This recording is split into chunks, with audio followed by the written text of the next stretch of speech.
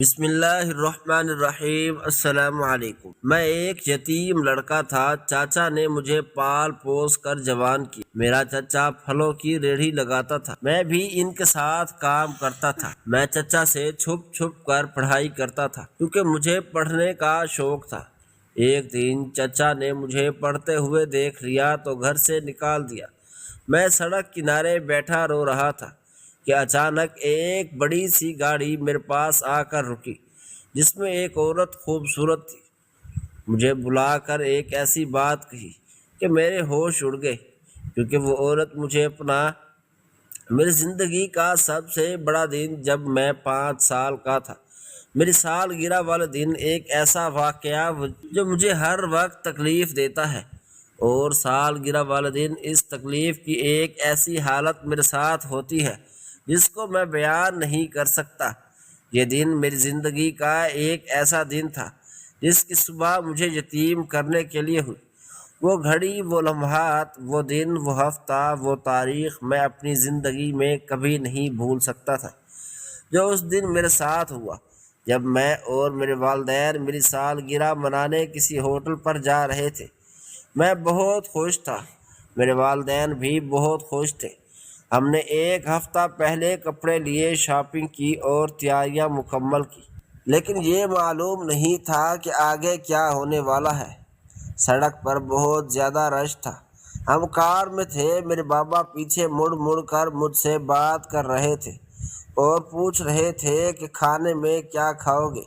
میں ان کو اپنی پسندیدہ چیزیں بتا رہا تھا۔ ہم سب بہت خوش تھے کہ اچانک ایک ٹرک گاڑی کے سامنے آیا اور ہماری گاڑی کو کچل دیا۔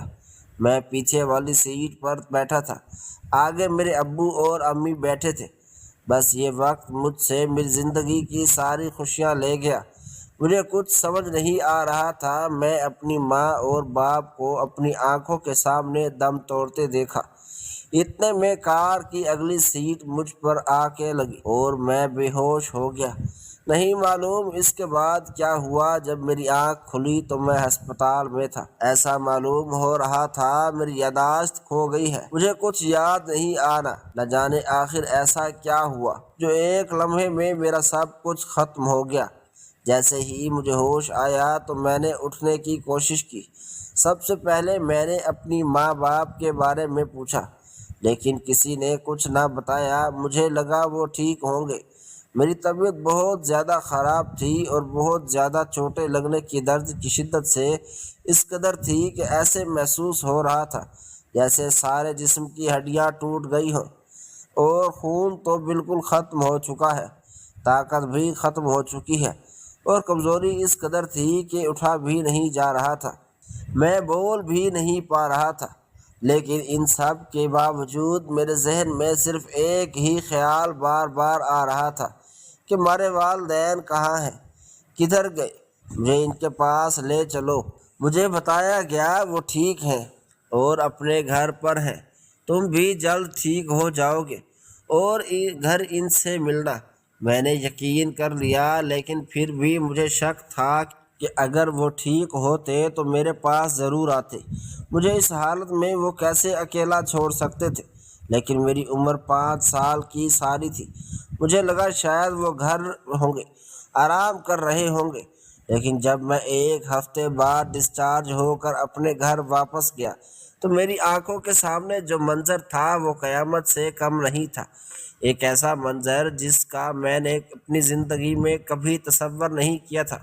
میری زندگی مجھ سے امتحان لینے والی تھی، اور ایک ایسی زندگی شروع ہو چکی تھی جس میں صرف دکھ، تکلیف اور غموں نے میرے ساتھ رہنا تھا۔ جب میں گیا میں نے سب سے پہلے یہی سوال کیا، میرے والدین کہاں ہیں؟ تھوڑی دیر بعد مجھے بتایا گیا کہ وہ اسی دن کار ایکسیڈنٹ میں موقع پر فوت ہو گئے تھے اور میں بچ گیا تھا۔ میری بدقسمتی یہی تھی کہ اسی دن میں بچ گیا تھا۔ یہ سن کر میرے ہوش اڑ گئے۔ مجھے اپنے کانوں پر یقین نہیں آ رہا تھا۔ آخر یہ کیسے ہو سکتا ہے؟ میرے ماں باپ مجھے کیسے بے یار مددگار اکیلا اس دنیا میں چھوڑ سکتے ہیں؟ مجھے یقین نہیں آ رہا تھا۔ میں نے بار بار پوچھا، سارے گھر میں دیکھا، لیکن حقیقت پر میں کب تک یقین نہ کرتا۔ یہ سب سن کر ایسا لگ رہا تھا جیسے میرا دماغ کام کرنا چھوڑ گیا ہو۔ یوں محسوس ہوا کہ میری آنکھیں بند ہو رہی ہیں اور کچھ سمجھ نہیں آ رہا تھا، اور اس کے بعد میں وہیں پر بے ہوش ہو گیا۔ مجھے نہیں معلوم آگے کیا ہوا۔ خیر، جب تھوڑی ٹائم بعد مجھے ہوش آیا تو میرے چاچا میرے سامنے کھڑے تھے۔ انہوں نے مجھے تسلی دی اور کہا کہ آج سے تم میرے بیٹے ہو اور میرے پاس رہو۔ میں نے ان سے کہا کہ میں اپنے گھر اپنے والدین کی اجازت کے ساتھ رہوں گا، میں کسی کے گھر نہیں جاؤں گا۔ نہیں معلوم قدرت کو کیا منظور تھا، آگے میری زندگی میں کیا ہونے والا تھا۔ میں یہ سوچ رہا تھا کہ اب زندگی مجھ سے کوئی اور امتحان لے رہی ہے، لیکن میں خوش رہا۔ یہ سلسلہ ایسے ہی چلتا رہا۔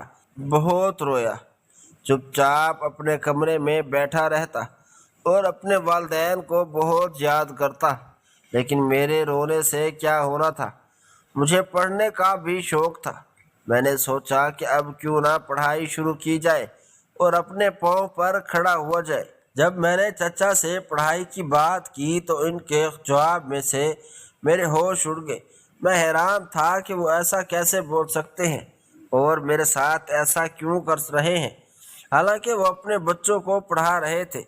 انہوں نے مجھے کہا کہ وہ مجھے آگے نہیں پڑھائیں گے اور مجھے ان کے ساتھ کام کرنا ہوگا۔ میں نے انکار کر دیا اور کہا میں ضرور پڑھوں گا۔ جب انہوں نے سختی کی تو میں نے ان سے منتیں کی، فریاد کی کہ خدا را مجھے پڑھنے دے۔ میری ماں کی بہت خواہش تھی کہ میں پڑھوں اور ایک دن بڑا آدمی بنوں۔ میرے بابا بھی مجھے پڑھانا چاہتے تھے۔ مجھ پر رحم کرے، مجھے پڑھنے۔ میرے چچا نے انکار کیا اور اتنے سخت لہجے سے کہا کہ ان کے پاس اتنے پیسے نہیں ہیں کہ وہ مجھے پڑھائیں۔ میں خاموش رہا، گھر میں آ کر خوب رویا، خدا تعالیٰ سے مدد مانگی اور بس سارا معاملہ اللہ پر چھوڑ دیا۔ اب وہ روزانہ مجھے اپنے ساتھ کام پر لے جاتے۔ وہ پھول فروش تھے، مجھے بھی اپنے ساتھ وہیں پر لے جاتے۔ میں ان کے پھل جوڑ جوڑ کر دیتا اور وہ اس کے گلدستے بناتے، گجرے بناتے اور اس کو بازار میں بیچا کرتے۔ وہ میرے کام سے بہت خوش تھے، لیکن میں بہت اداس تھا۔ میرا ذرا دل نہیں لگتا تھا، ہر وقت مجھے پڑھائی کا خیال آتا تھا۔ ایک دن جب میرے چاچا پھول بیچنے بازار چلے گئے اور میں اکیلا بیٹھا تھا تو میں نے اپنے جمع کیے ہوئے پیسوں سے کتابیں لی اور چوری چھپے پڑھائی شروع کر دی۔ میں چاہتا تھا میں پڑھوں اور میرے چاچا چاہتے تھے کہ میں کام کروں۔ اب میں نے بھی سوچ لیا کہ میں ہمت نہیں ہاروں گا، میں ان کو کچھ بن کے دکھاؤں گا۔ تو میں نے پڑھنا شروع کر دیا۔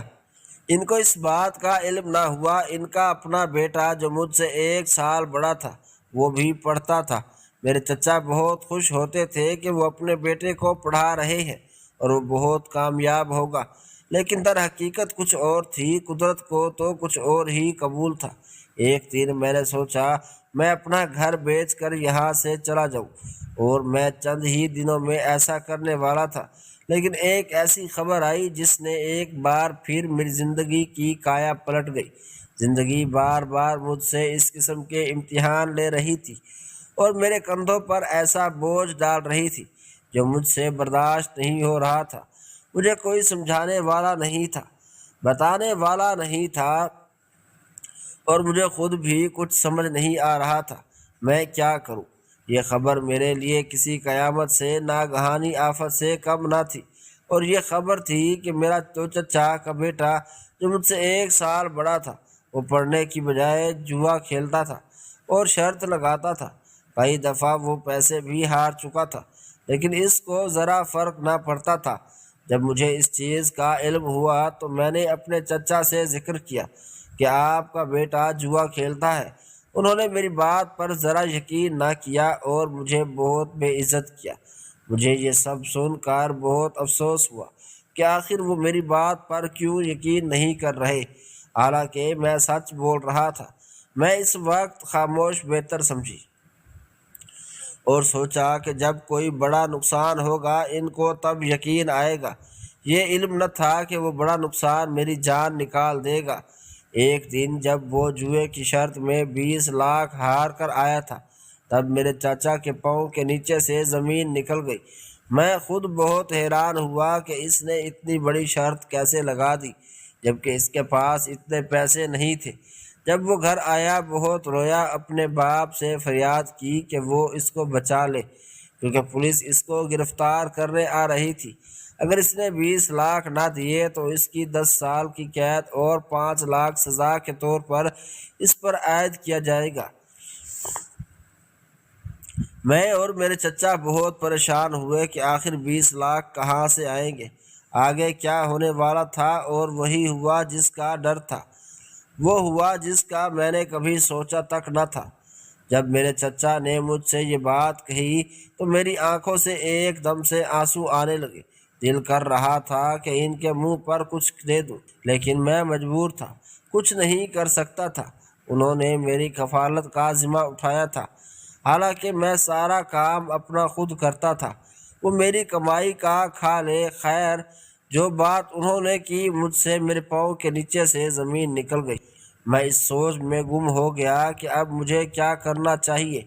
انہوں نے جب مجھ سے کہا میں اپنا گھر بیچ دوں اور 20 لاکھ ان کو دے دوں تاکہ وہ قرضہ دے سکیں، میں نے صاف لفظوں میں انکار کر دیا۔ یہ میرے ماں باپ کی نشانی ہے، میں ہرگز ایسا نہیں کر سکتا۔ لیکن میں کیا کرتا، انہوں نے مجھے مجبور کیا، زبردستی مجھے کہا کہ میں سائن کر دوں۔ میں رویا، منتیں کی، فریادیں کی کہ خدا کے واسطے ایسا نہ کرے، میرے پاس صرف یہی نشانی ہے، اگر یہ بھی نہ رہی تو کیا ہوگا؟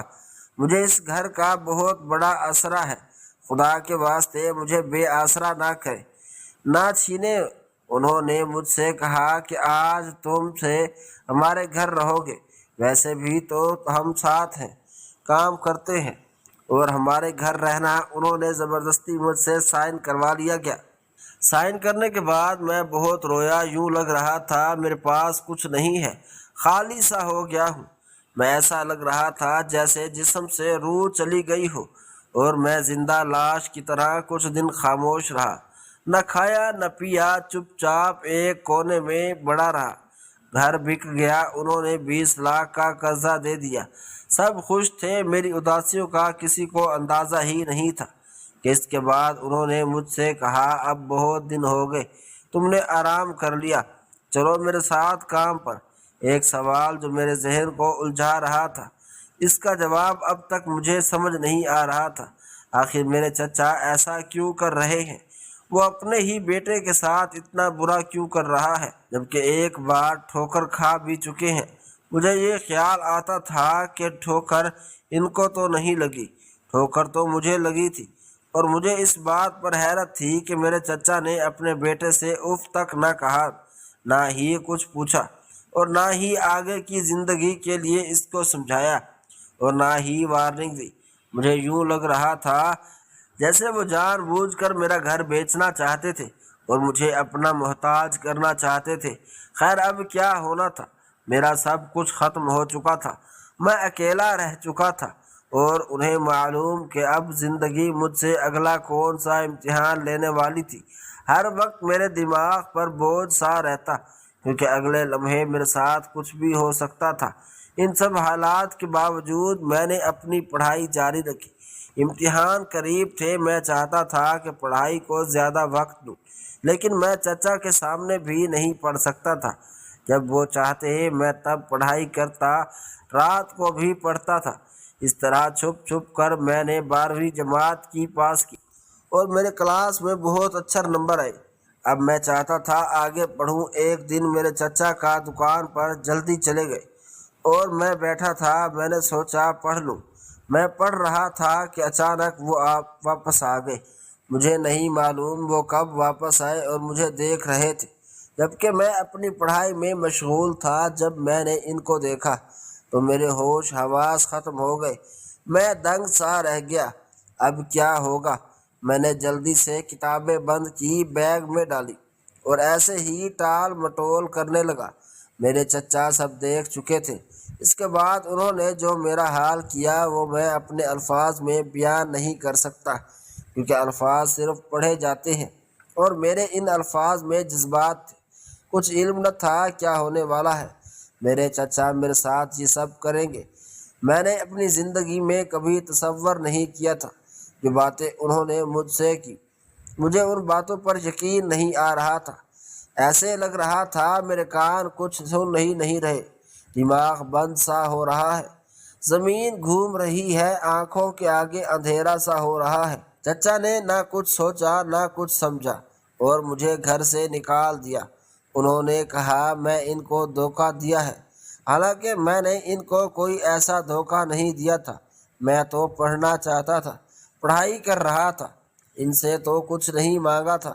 پتہ نہیں ان کو اس چیز کی تکلیف کیوں ہوئی۔ وہ چاہتے تھے کہ ان کا بیٹا مجھ سے آگے ہو اور میں پیچھے رہ جاؤں۔ اتنے میں انہوں نے مجھے گھر سے نکال دیا۔ میں نے منتیں کی، فریادیں کی کہ کہیں میں کہاں جاؤں گا، میرا گھر نہیں ہے، میرا کوئی نہیں، آپ لوگ میرا سہارا ہو، خدا را مجھ پر ظلم نہ کرے۔ لیکن انہوں نے میری ایک نہ سنی۔ گھر پہلے بک چکا تھا، میں اکیلا سڑک کنارے آ کر بیٹھ گیا، اس سوچ میں گم تھا کہ اب آگے کیا ہوگا۔ شام ہونے والی تھی، میں کہاں جاؤں گا، میرا تو اس دنیا میں کوئی نہیں ہے۔ میں نے آسمان کی طرف دیکھا اور مدد مانگی، اے اللہ تو ہی بے سہاروں کا سہارا ہے، میرا تیرے علاوہ کوئی نہیں، اس مصیبت میں میری مدد کر اور مجھے نجات عطا کر۔ ابھی میری نظر آسمان ہی کی طرف تھی کہ اچانک ایک بڑی گاڑی میرے سامنے آ کر رکی۔ بس پھر اس کے بعد جو ہوا میں نے کبھی نہیں سوچا تھا۔ مجھے خود پر اس وقت یقین نہیں آ رہا تھا، خدا تعالیٰ نے میری دعا اتنی جلدی سن لی، اس بات کا مجھے یقین نہیں ہو رہا تھا۔ قدرت مجھ پر مہربان نظر آ رہی تھی۔ پھر یوں ہوا کہ اس کار میں ایک خوبصورت عورت بیٹھی تھی جو نیچے اتری، مجھے اپنے پاس بلایا اور مجھ سے میری اداسیوں کی وجہ پوچھی۔ میں نے سارا قصہ اس کو سنایا، وہ بھی حیران رہ گئی۔ در حقیقت وہ عورت خود بہت بڑی پریشانی میں تھی۔ خیر وہ مجھے اپنے ساتھ لے گئی۔ اس نے مجھے کہا کہ وہ مجھے پڑھائے گی اور اپنا بیٹا بنا کے رکھے گی، اور میری ماں کی طرح وہ مجھے پیار کرنے لگی۔ وہ مجھے اپنے گھر لے گئی۔ اس کا گھر بہت اعلیٰ تھا، اس سے پہلے میں نے کبھی ایسا گھر نہ دیکھا تھا، ایسے جیسے شہزادیوں کا محل ہو۔ مجھے اپنی قسمت پر یقین نہیں ہو رہا تھا۔ میں نے اللہ تعالیٰ کا شکر ادا کیا کہ اس نے مجھے مہربانی کی اور ایک بار پھر مجھے جینے کی امید ملی ہے۔ میں نے اس کو اپنی نئی زندگی سمجھا اور یہ سوچا کہ زندگی مجھے ایک بات پر مل گئی۔ وہ عورت دراصل میں بہت خوفزدہ تھی، اس گھر میں اکیلی رہ رہی تھی اور مصیبت کی ماری تھی۔ اتنے بڑے گھر میں اس کے ساتھ رہنے والا کوئی نہیں تھا۔ اس کی زندگی میں ایک ایسا دن آیا جو طوفان بن کر سب کچھ ختم کر گیا۔ وہ کسی بچے کی تلاش میں تھی جس کو وہ اپنے پاس بنا کر رکھے تاکہ اس کو اکیلے پن سے نجات ملے۔ وہ عورت جو کہ اب میری ماں تھی۔ میں نے ان سے اداسیوں کی وجہ پوچھی کہ وہ ہر خاموش کیوں ہے اور اتنی پریشان کیوں ہے، آخر ان کی زندگی میں ایسا کیا ہوا ہے جس کی وجہ سے وہ چپ ہو گئی ہے، کچھ نہیں بولتی۔ میرے بہت زیادہ اصرار کرنے پر انہوں نے مجھے بتایا کہ ایک وقت تھا جب وہ اپنے بچوں اور شوہر کے ساتھ بہت خوشگوار زندگی بسر کر رہی تھی۔ اس کو یہ معلوم نہیں تھا کہ قدرت اس سے امتحان لینے والی ہے۔ اس کے بعد انہوں نے جو کچھ مجھے بتایا میں بہت پریشان ہوا، مجھے اپنے غم ان کے سامنے بہت کم نظر آئے۔ میں وہ انسان جو اپنی زندگی سے بہت زیادہ تنگ تھا۔ ان کے حالات زندگی سن کر میں نے خدا تعالیٰ کا شکر ادا کیا۔ وہ عورت بہت زیادہ مشکلوں سے گزر چکی تھی۔ انہوں نے مجھے بتایا کہ ایک دن شام کو وہ کسی رشتہ دار کی شادی سے جب واپس آ رہے تھے، راستے میں ڈاکوؤں نے انہیں لوٹا۔ میری 2 بیٹیاں اور ایک شوہر تھا۔ ڈاکوؤں نے ہم سے ہمارا سب کچھ چھین لیا۔ یہ سب دیکھ کر میں بے ہوش ہو گئی، اور اس کے بعد جب میں اٹھی تو میری زندگی میں سب کچھ ختم ہو چکا تھا، میں برباد ہو چکی تھی۔ جب میں ہوش میں آئی تو میں نے دیکھا کہ میری 2 بیٹیاں جن کے سینوں پر 4 گولیاں لگی پڑی تھی اور وہ فوت ہو چکی تھی۔ اس کے بعد میں جلدی سے اٹھی اور بھاگ کر اپنے شوہر کی طرف گئی۔ ان کے سینے میں 8 گولیاں لگی ہوئی تھی۔ یہ سب کیسے ہوا؟ میں کیسے بچی؟ ان کو چوروں نے مارا ہے یا کسی اور نے؟ یہ سب کیا حقیقت کیا ہے؟ کچھ پتہ نہ لگا۔ یہ سب دیکھ کر میرا کلیجہ منہ کو آ رہا تھا۔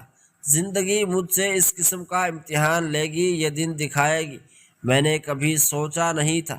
سچ کہتے ہیں انسان جب خوشیوں میں ہو تو وہ غموں کو یاد بھی نہیں کرنا چاہتا، اور میں بھی بہت خوش تھی، میں ان سب کے بارے میں کبھی نہیں سوچا تھا۔ اس کے بعد میری یہ حالت ہوئی، میں چاہتی تھی کہ مجھے حقیقت معلوم ہو۔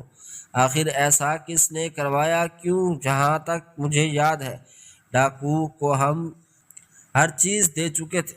میں اپنے نقصان کو سوچ کر بے ہوش ہوئی تھی۔ اور اس کے بعد ایسا کیا ہوا؟ وہ میری 2 بیٹیوں اور شوہر کو مار کر چلے گئے۔ ان سب میں کچھ غلط لگ رہا تھا۔ مجھے یہ لگ رہا تھا کہ جیسے کسی اور نے قتل کروایا ہو۔ کوئی ثبوت نہیں تھے، صرف ایک بے بنیاد بات تھی جو میرے ذہن کو مسلسل پریشان کر رہی تھی۔ اس کے بعد میں نے قاتلوں کی تلاش شروع کر دی۔ میں خود ایک سرکاری سکول میں میڈم ہوں۔ ان حالات میں جب میں نے اپنے رشتہ داروں سے مدد مانگی تو کسی نے مدد نہ دی۔ مجھے یقین نہیں ہو رہا تھا یہ وہی لوگ ہیں جن کو ہم اپنا سب کچھ سمجھتے ہیں اور ان سے پیار کرتے تھے، اور اب یہ ہماری مدد بھی نہیں کر رہے۔ یعنی وہ سب کچھ دکھاوا تھا۔ آہستہ آہستہ سب کے چہرے مجھ پر عیاں ہو گئے، سب کے چہرے بے نقاب اتر آئے۔ جب مجھے محسوس ہوا کہ کوئی میری مدد نہیں کرے گا، مجھے خود کچھ کرنا ہے، تو میں اس کام پر لگ پڑی۔ جب میں اس کام کے اختتام پر پہنچی تو کوئی ذکر نہیں کرتا تھا کہ وہ قتل میرے اپنے رشتہ داروں نے کیا۔ اب جب مجھے اس کی وجہ معلوم ہوئی تو میں حیران رہ گئی۔ آخر انسان ایسا کیسے کر سکتے ہیں؟ لوگوں میں انسانیت کیوں نہیں ہے؟ اتنی چھوٹی سی وجہ پر انہوں نے 3 قتل کر دیے تھے۔ میں یہ کیس کورٹ میں لے گئی اور سارے ثبوت عیاں کر دیے۔ جب حقیقت سامنے آئی تو وہ یہ تھی کہ میرے اپنے شوہر کے بھائی کے بیٹے نے یہ سب کرایا تھا۔ میرے بیٹوں کے چچا نے جب اپنے نمکمے بیٹے کے لیے میری پڑھی لکھی اور خوبصورت بیٹی کا رشتہ مانگا اور ہم نے انکار کر دیا، تو اسی دن اس نے لوگوں نے بدلہ لینے کی سوچی۔ حالانکہ یہ کوئی ایسی بات نہیں تھی جس کا بدلہ لیا جائے یا اس طرح کا ظلم و ستم کیا جائے۔ وہ موقع کی تلاش میں تھے۔ میں نے اپنی بیٹی کا رشتہ بہت اچھے گھر میں طے کر دیا تھا۔ وہ لوگ بہت اچھے تھے اور وہ لڑکا بھی پڑھا لکھا تھا۔ ان کو یہ بات پسند نہ آئی۔ وہ چاہتے تھے کہ میں اپنی بیٹی ان کے حوالے کر دوں، اور ہم ایسا نہیں چاہتے تھے۔ خیر قدرت کو کچھ اور منظور تھا۔ یہ لوگ موقع کی تلاش میں تھے تو ایک دن انہوں نے موقع پا کر سارا کام تمام کر دیا۔ میں نے سوچ لیا تھا ان کو ضرور سزا دلواؤں گی۔ وہ قتل کرنے والا میرے شوہر کا بھتیجا تھا۔ میں نے ان کے علم میں لائے بغیر ثبوت اکٹھے کرنا شروع کر دیے۔ میں چاہتی تھی میں تب بات کروں جب میرے پاس کوئی ثبوت ہو اور میں ڈائریکٹ ان کو سزا دلواؤں۔ اس لیے میں نے کسی سے کوئی بات نہیں کی۔ جب سارے ثبوت اکٹھے ہو گئے، CCTV فوٹیج بھی سامنے آ گئی، تو میں نے ان پر کیس کیا اور قتل کے الزام پر ان دونوں باپ اور بیٹے کو گرفتار کر لیا گیا۔ عدالت میں جب کارروائی شروع ہوئی، میرے وکیل نے ایک کارروائی میں سارا کے کام تمام کر دیا۔ ہم نے سارے ثبوت ان کے خلاف جج صاحب کو پیش کر دیے۔ اب حقیقت سب کے سامنے کھل چکی تھی اور اس کو کوئی جھٹلا نہیں سکتا تھا۔ 10 سال بعد یہ حقیقت عیاں ہوئی تھی، اس لیے کوئی یقین نہیں کرتا تھا، لیکن سچ تو سچ ہے، پتھر پھاڑ کر آتا ہے۔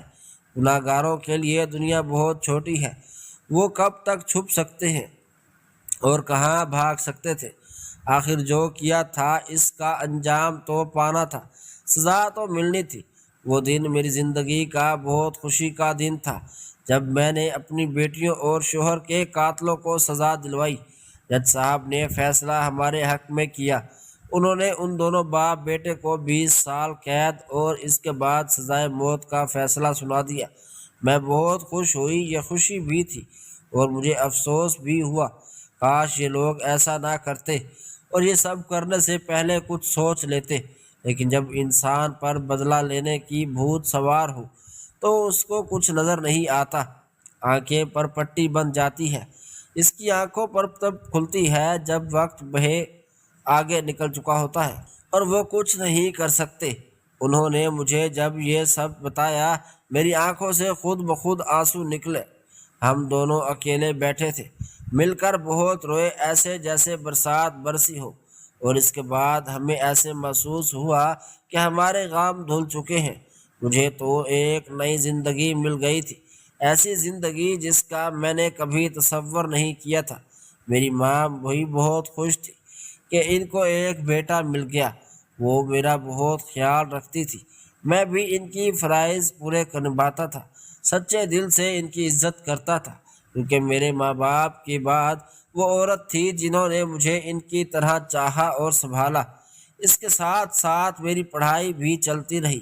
ایک دن جب میں اپنے معمول کے مطابق پڑھنے کے لیے جا رہا تھا، میری آنکھوں کے سامنے ایک ایسا نظارہ آیا جس کو دیکھ کر میں دنگ رہ گیا۔ وہ نظارہ میرے لیے بہت حیران کن تھا۔ وہ ایک ایسا وقت تھا جس کا مجھے بے صبری سے انتظار تھا۔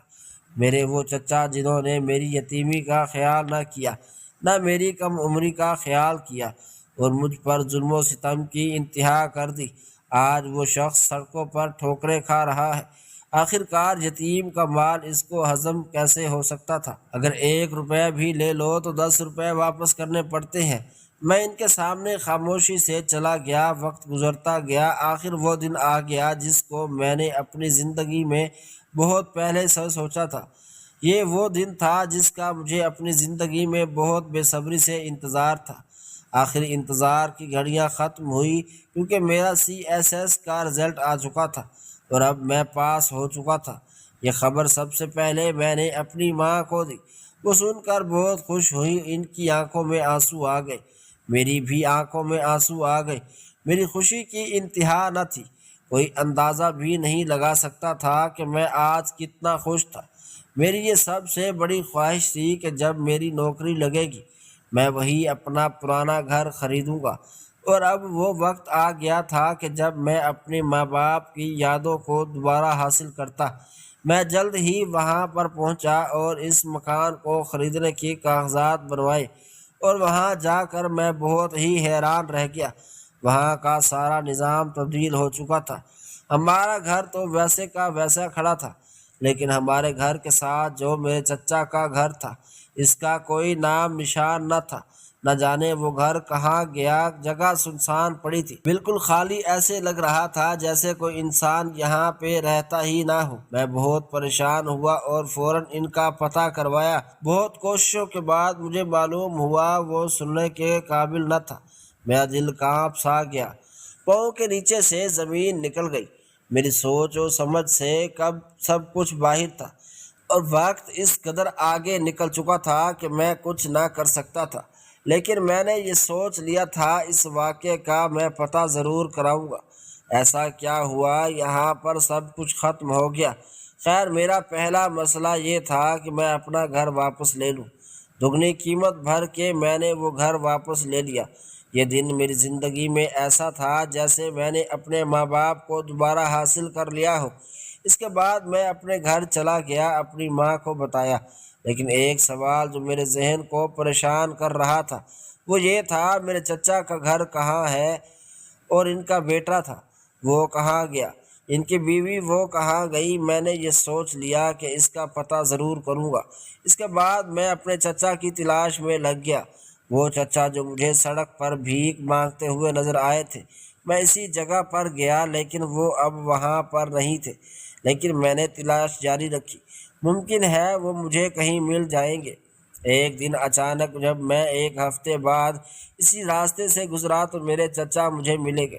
وہ مجھے نہ پہچان سکے، لیکن میں ان کو پہچان گیا تھا۔ میں نے ان کو بلایا اور ان سے اس حالت کی وجہ پوچھی تو وہ بے ساختہ ہو کر زور زور سے رونے لگے۔ میں نے ان کو حوصلہ دیا اور دوبارہ پوچھا کہ بتائیں آپ کے ساتھ کیا ہوا۔ تب انہوں نے بتایا کہ ان کا بیٹا پڑھنے کی بجائے جوا کھیلتا رہا، اور دیکھتے ہی دیکھتے اس سب کا کچھ بک گیا۔ میرے پاس ایک گھر تھا جو کہ میرا بیٹا ایک دن جوئے میں ہار آیا۔ میں نے ان لوگوں سے بہت فریاد کی، منت کی، خدا را ہم پر رحم کرو، ہمارا کوئی گھر نہیں ہے، ہم کہاں جائیں گے؟ لیکن انہوں نے میری ایک نہ سنی، ہمیں گھر سے نکال دیا۔ میں نے اپنے بیٹے کو بہت ڈانٹا، بد دعائیں دی، کیونکہ اس کی وجہ سے ہماری یہ حالات ہوئی تھی۔ میری ایک بیوی تھی، میں اور ہم دونوں اس کو چھوڑنے کا فیصلہ کیا، یوں کسی منزل کی تلاش میں نکل پڑے۔ ہمیں پتہ نہیں تھا کہ ہم کہاں جا رہے ہیں، یہ ہم کہاں جائیں گے، بس جا رہے تھے۔ مجھے نہیں پتا میرے بیٹے کا کیا ہوا، وہ کدھر ہے، کہاں گیا، لیکن میری بیوی میرا ساتھ نبھاتے نبھاتے مر گئی۔ ایک دن جب میں اس کو ایک جگہ پر بٹھا کر آیا اور بولا میں ابھی آ رہا ہوں تاکہ میں کچھ کھانے کا لے جا، جب میں واپس آیا ایک ایسا منظر میری آنکھوں کے سامنے تھا جس کو دیکھ کر میری جان نکل گئی۔ میں چلایا، رویا، مدد کے لیے لوگوں کو بلایا، کسی نے کوئی مدد نہ کی، کیونکہ میری آنکھوں کے سامنے میری بیوی دم توڑ رہی تھی۔ لوگوں سے مدد لی تو انہوں نے ریسکیو کو کال کی، میں اس کو ہسپتال لے گیا، لیکن کوئی فائدہ نہ ہوا۔ قدرت کو کچھ اور منظور تھا، میرے پاس اتنے پیسے نہ تھے کہ اس کا کفن دفن کر سکوں، میں اس کو وہیں چھوڑ آیا۔ اس کے بعد اس کا کیا ہوا، اس کو کس نے دفنایا، مجھے کوئی پتہ نہیں۔ اس دن سے آج تک نہ خود سے نہ کسی اور سے نظریں نہیں ملا سکا۔ مجھے نہیں پتا میرا بیٹا کہاں گیا، میں چاہتا ہوں کہ اس کو ڈھونڈوں، لیکن اب وقت یہ ہے کہ میں خود اپنے قابل نہیں ہوں۔ میں اس کو کہاں ڈھونڈوں گا، نہیں معلوم اس کا کیا ہوا ہوگا۔ میں نے جب اپنے چاچا کی یہ کہانی سنی تو مجھے بہت افسوس ہوا اور میری آنکھوں سے پانی آ گیا۔ میں نے ان سے وعدہ کیا کہ میں ان کے بیٹے کو اب مجھے ضرور ملواؤں گا۔ میں ان کو اپنے ساتھ لے گیا اور سرکاری اولڈ ہوم چھوڑ آیا۔ میں نے ان کو اپنی حقیقت نہ بتائی۔ اب میں اپنے چچا زاد بھائی کی تلاش میں لگ گیا، مجھے اس کا بھی کوئی سراغ نہ ملا۔ ایک دن میں ذہنی سکون حاصل کرنے کے لیے دریا کنارے گیا، وہاں پر جب میں نے گیا تو ایک اور ہی منظر دیکھا۔ میں کیا دیکھتا ہوں کہ ایک شخص دریا میں کود رہا ہے۔ میں جلدی سے بھاگا، اس کو بچانے کی کوشش کی، لیکن میرے جانے سے پہلے اس نے چھلانگ لگا دی۔ میں نے جلدی سے ریسکیو کال کی تاکہ اس کو بچایا جا سکے، اور آخر کار میں کامیاب ہو گیا، وہ بچ گیا۔ میں اس کو اپنے ساتھ لے گیا کیونکہ اس کا اس دنیا میں کوئی نہیں تھا، وہ اکیلا تنہا تھا اور زندگی کی سختیوں سے تنگ ہو کر خودکشی کر رہا تھا۔ میں اس کو اپنے ساتھ لے گیا، سمجھایا کہ وہ ایسا کیوں کر رہا ہے، تو اس نے مجھے جب اپنی کہانی سنائی تو حیرت سے میرا منہ کھلا کے کھلا رہ گیا۔ زندگی انسانوں سے اس قسم کے امتحان لے گئی، میں نے سوچا نہیں تھا۔ ہر شخص اپنے حصے کا امتحان دے رہا ہے، وہ سوچتا ہے کہ اس کے علاوہ اس دنیا میں کسی کو غم نہیں ہے، لیکن اب کیا کر سکتے ہیں۔ اس نے مجھے بتایا کہ اس نے اپنے ماں باپ کو ناراض کر کے اپنی مرضی سے اپنی پسندیدہ شادی کی، اور اس نے اس دنیا میں مجھے کہیں نہیں چھوڑا۔ شرمندگی کی وجہ سے میرا گھر چھوڑ کر خودکشی کرنے چاہتا ہوں۔ وہ لڑکی نہایت خراب ہے، میرے ساتھ اس نے بہت برا کیا۔ میں نے سب سے لڑ کر اپنے ماں باپ کے خلاف جا کر اس سے شادی کی، لیکن مجھے اس چیز کا علم نہیں تھا کہ یہ شادی مجھے اس قدر سوا کر دے گی۔ شادی کے ایک ماہ بعد مجھے پر جو راز یاں ہوا، میں دنگ رہ گیا، میرے ہوش حواس اڑ گئے، حالات میرے قابو میں نہ رہے۔ میں نے بہت کوشش کی کہ اپنے گھر جا کر بچا لوں، اپنی شادی کو بچا لوں، لیکن ایسا نہ ہوا۔ وہ لڑکی شادی کے 2 ماہ بعد کسی اور کو پسند کرنے لگی اور اسی کے ساتھ شادی کرنے کا فیصلہ کیا۔ ان 2 ماہ کے عرصے میں اس نے میرے ساتھ بہت برا سلوک کیا، مجھ سے بات تک نہ کرتی تھی۔ ایک دن اچانک جب میں گھر میں آیا، میں نے دیکھا وہ کسی اور کے ساتھ میرے ہی گھر میں موجود تھی۔ مجھے شدید غصہ آیا، حالات میرے قابو میں نہ رہے۔ میرا دل کر رہا تھا اس کو بھی مار دوں اور خود بھی مر جاؤں۔ جس خاطر یہ سب کچھ کیا، اس نے مجھے اتنا بڑا دھوکہ دیا ہے۔ جب میں اس پر ناراض ہوا، چلایا، تو وہ الٹا مجھ پر چلانے لگی اور بولی مجھے تم سے آزادی چاہیے، اب میں مزید تمہیں برداشت نہیں کر سکتی اور تمہارے ساتھ نہیں رہ سکتی۔ مجھے ابھی اسی وقت آزاد کرو۔ میں غصے میں تھا، میں نے اس کو اسی وقت طلاق دے دی۔ جب میں نے یہ طلاق دی تو مجھے علم ہوا وہ میرا گھر، میری ساری جائیداد اپنے نام کروا چکی ہے، اور مجھے اس چیز کا اندازہ ہی نہیں تھا۔ اس کے بعد اس نے مجھے بتایا کہ میرے پاس کچھ بھی نہیں ہے، سب کچھ اس نے اپنے نام کرا لیا، اور میری کچھ سمجھ میں نہیں آیا، اور نہ ہی مجھے جینے کی کوئی امید نظر آئی۔ اس لیے میں نے خودکشی کرنے کا فیصلہ کیا، اور آپ نے مجھے بچا لیا۔ آپ نے مجھے کیوں بچا لیا؟ میں نہیں جینا چاہتا تھا، مجھے مرنے دیا جاتا۔ ایسی زندگی سے تو بہتر ہے کہ میں مر جاتا۔ میرے ماں باپ مجھ سے ناراض ہو کر مر گئے ہیں، میں ان کی ایک نہ سنی۔ اب میں کس کے لیے جی رہا ہوں؟ جن سے معافی مانگوں؟ ساری زندگی پچھتاوے میں گزر گئی۔ میں پچھتاوے کی زندگی کے ساتھ نہیں گزار سکتا۔ اس کی یہ حالت دیکھ کر میری آنکھوں سے پانی آ گیا۔ پھر میں نے اس کو سمجھایا کہ وہ زندگی کی تلخیوں سے گزر کر جینے کا نام ہے۔ انسان اگر ہر ایک غم میں مرنے کا فیصلہ کر لے تو پھر اس دنیا میں کوئی بھی نہ ہوتا، ہر کوئی مر جاتا۔ لیکن ایسے معاملات میں صبر سے کام لینا چاہیے۔ تم خدا تعالیٰ سے سچے دل سے معافی مانگو، وہ سب کو معاف کر دینے والا ہے، تمہیں بھی معاف کر دے گا، اور اپنی زندگی کو نئے سرے سے شروع کرو۔ میری باتیں اس کو سمجھ آ گئی تھی۔ اس نے میرا شکریہ ادا کیا اور وہاں سے چلا گیا۔ اب میں اپنے چچا زاد بھائی کی تلاش میں تھا۔ اس کا کیا حال ہوا ہوگا اور کہاں ہے؟ میں نے اس کا حلیہ بتایا اور لوگوں سے اس کے بارے میں معلومات لینا شروع کر دی۔ ایک دن جب وہ میرے سامنے آیا تو میں اس کو پہچان نہ سکا، اور حیران رہ گیا کہ یہ وہی شخص ہے جس نے اپنی جوانی میں اتنے دعوے کیے تھے کہ اس کی نادانیوں کی وجہ سے میرا گھر بک گیا، اس کے ماں باپ گھر سے بے گھر ہو گئے۔ وہ مجھے پاگل خانے میں ملا۔ مزید تفصیلات سے معلوم ہوا کہ اس کو پچھلے 2 سال سے مرغی کے دورے پڑ رہے تھے، اور اسی حالت میں یہ شخص پارک میں پایا گیا۔ لوگوں نے ایمبولنس کو بلایا اور اس کو ہسپتال داخل کروایا۔ اس کے علاج سے پتہ چلا کہ اس کو مرغی کی بیماری ہے اور یہ پاگل ہے۔ بس اسی دن سے اس کو پاگل خانے میں لے جایا گیا۔ اس کی حالت بہت خراب تھی۔ مجھے دیکھ کے بہت افسوس ہوا۔ اس کو دیکھ کر مجھے اپنی ساری پچھلی زندگی یاد آ گئی۔ میں تو اپنی زندگی میں بہت آگے بڑھ چکا تھا، اب باری تھی میرے چچا کے جو اپنے انجام کو پہنچ چکے تھے۔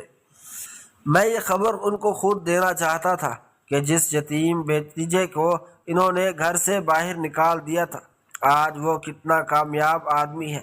میں ان کے پاس گیا اور سب سے پہلے اس کو اس کے بیٹے کے بارے میں بتایا کہ وہ پاگل ہے اور پاگل خانے میں ہے۔ وہ بہت رویا، خدا تعالیٰ سے معافیاں مانگنے لگا۔ اس کے بعد میں نے اس کو بتایا کہ اس کا وہی یتیم بھتیجا ہوں جس کو اس کے نے گھر سے باہر نکال دیا تھا۔ جب یہ الفاظ اس نے سنے وہ بے ساختہ ہو گیا۔ ایسے محسوس ہو رہا تھا جیسے شرمندگی سے وہ مجھ سے نظریں نہ ملا پا رہا ہو، اور اس کو یقین نہ آ رہا ہو جس جگہ پر میں تھا وہ اس جگہ پر اپنے بیٹے کو دیکھنا چاہتا تھا، لیکن قدرت کو کچھ اور منظور تھا۔ خیر، انہوں نے مجھ سے معافی مانگی اور کہا ان سے غلطی ہو گئی، چونکہ وہ اپنا انجام خود پا چکے تھے۔ خدا تعالیٰ کی ذات کسی کو ناحق کوئی سزا نہیں دیتی، وہ اس سزا کے حقدار تھے، تو میں بغیر سوچے سمجھے ان کو معاف کر دیا۔ اب ہر مہینے ان کو خرچہ دیتا جس سے وہ اپنا گزارا کرتے تھے، اور مجھے بہت دعائیں دیتے تھے۔ یہ سب آ کر میں نے اپنی ماں کو بتایا تو وہ بہت خوش ہوئی اور مجھ سے راضی ہوئی، اور کہا میں نے بہت اچھا کیا ان کو معاف کر کے۔ وقت گزرتا گیا، میری ماں بوڑھی ہو گئی، اب ان میں طاقت نہیں رہی تھی، ان کی طبیعت بہت خراب ہوتی تھی۔ ایک دن جب میں اپنے کام سے واپس آیا تو میں کیا دیکھتا ہوں، میری ماں بے ہوش پڑی ہوئی۔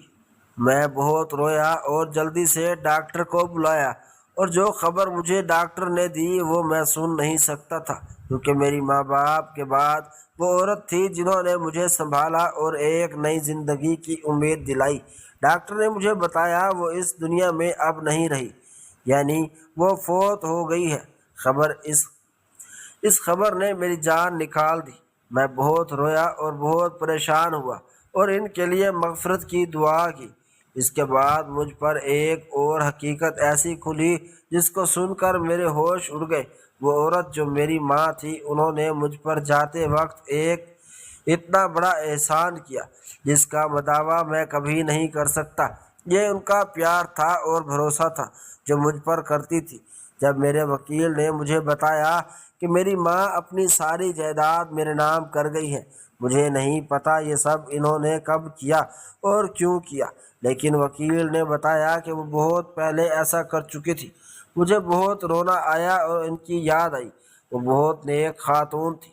انہوں نے جو احسان مجھ پر اور میری زندگی پر کیا تھا میں کبھی نہیں بھول سکتا تھا۔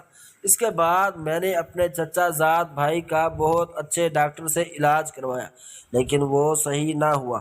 اب میرے چچا نے مجھے مشورہ دیا جس پر میں بہت خوش ہوا۔ شکر ہے کہ ان کو بھی میرا خیال آیا اس خبر کے لیے جیسے میں انتظار کر رہا تھا جو انہوں نے مجھے دی، اور کہا کہ بیٹا اب تم شادی کر لو۔ میں چاہتا تھا کہ وہ میرے باپ بن کر میرے لیے رشتہ ڈھونڈیں اور اپنے ہاتھوں سے میری شادی کروائیں، کیونکہ اب وقت آن کا علاوہ کوئی نہیں تھا۔ میں نے ان کو اپنا باپ تسلیم کر لیا۔ وہ میرا بہت خیال رکھتے تھے۔ میں ان کی مرضی سے شادی کی۔ میری بیوی بہت اچھی تھی، وہ میری ہر بات مانتی تھی اور میرے چچا کا بھی بہت خیال رکھتی تھی۔ میرے چچا بوڑھا ہو چکا تھا، اس کو میری توجہ کی ضرورت، اور میں نے اپنی ساری توجہ ان پر لٹا دی اور ہنسی خوشی اپنی زندگی بسر کرنے لگا۔